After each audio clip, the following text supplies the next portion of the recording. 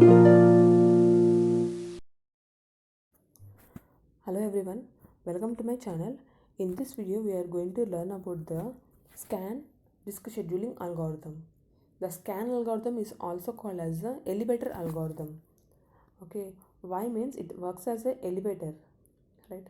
So if you want to go from one floor to another floor, the elevator will is going to it is going to service the request from the top to down, and then right, top to bottom and then bottom to top. Suppose if you are traveling in a lift, okay, so it is going to service all the requests from the first floor to the topmost floor, right? And then again, after going to the topmost floor, then it is going to again come back and it is going to service all the requests here. That means, so while traveling from the mean from while traveling to the bottom to the topmost floor, so it is going to handle all the requests. That means uh, it is going to take all the requests from the people, and um,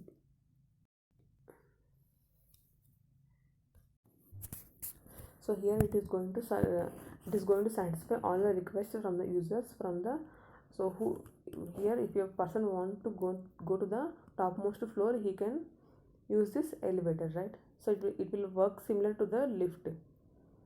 Okay, so here the disk arm starts at one end of the disk and moves towards the other end of the disk. The servicing request until it gets to the other end of the disk.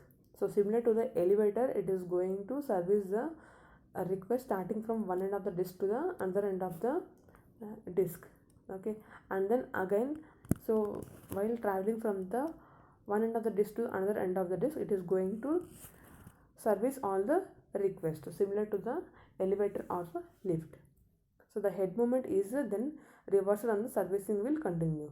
Okay, so after reaching to the end of the after reaching to the last service here, so it will again reverse back, and then the servicing will continue until the another end of the disk request will arrive. Okay, so this is called as the scan algorithm, and this algorithm is called as the elevator algorithm, right? So you can blindly tell that scan algorithm will work as a lift. So this is the request queue and the number of requests arrived here. Okay, so we are having the 8 services, 8 cylinders with the header starting at the request at the cylinder 53. Okay, so here we are going to move the read write head from the starting from the header to the remaining request. Okay, so initially the head is at the position 53 and the head moves towards one end of the disk, servicing the request for cylinders 37, 14 on the way here. From starting from the 53, it is going to service the request 37 and 14. Okay, so it is going to service the request 37 and then 14. So it has reached the end of the disk, end of the request, right? So again it is going to reverse back and it is going to service the remaining request here. So that is 65, and then it is going to service the 67. Okay, and then the read write head will move to the 98 cylinder and then to the 122. So it is the header will be at the 122 and then 124 and then 183. Okay, so like this it is going to service until to the end of the disk. Okay, so like that it is going to service the cylinders to the end of the disk. So it is seen that there is a total head movements of 208 cylinders here. So how to calculate the number of cylinders? That is 53 minus 37 plus 37 minus 14 plus 14 to 65 right?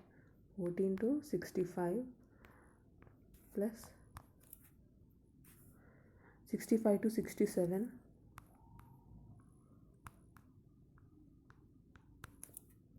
and then 67 to 98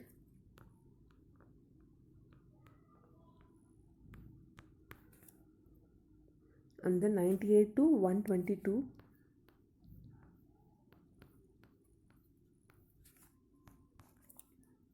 and then 122 to 124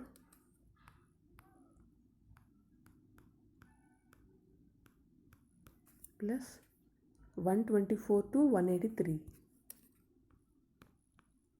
So like this we are going to service all the request. Okay, so in the scan algorithm the disk arm will start at one end of the disk, right? So it will start at one end of the disk and then it will service all the request, and then it will reverse back and it will service all the request until to the end of the disk. So it is moving from the starting in the it is will move to the another end of the disk and it is going to service all the request. Okay, so it is going to move through all the cylinders present in the plotter.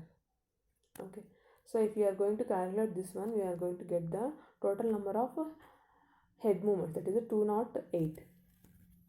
Okay, so if you want to find the average number of head movements, then 208 by 8, that means so we are going to get the 8 to 16,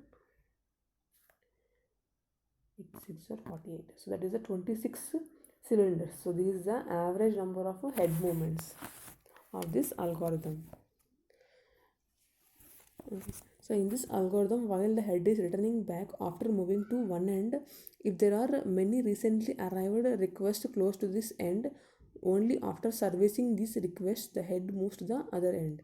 So in this case, even though the request close to other end had arrived much earlier, those requests would have to wait for a longer amount of time.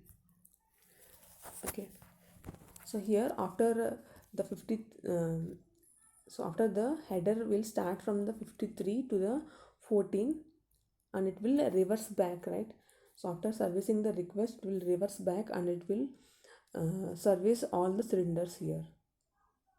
Okay, so while the header is while the disk arm is at the position 67, okay, so there arrives a new request here, that is at the position 11.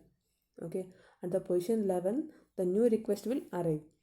So the new request has to wait until the disk arm moves to the another end of the disk.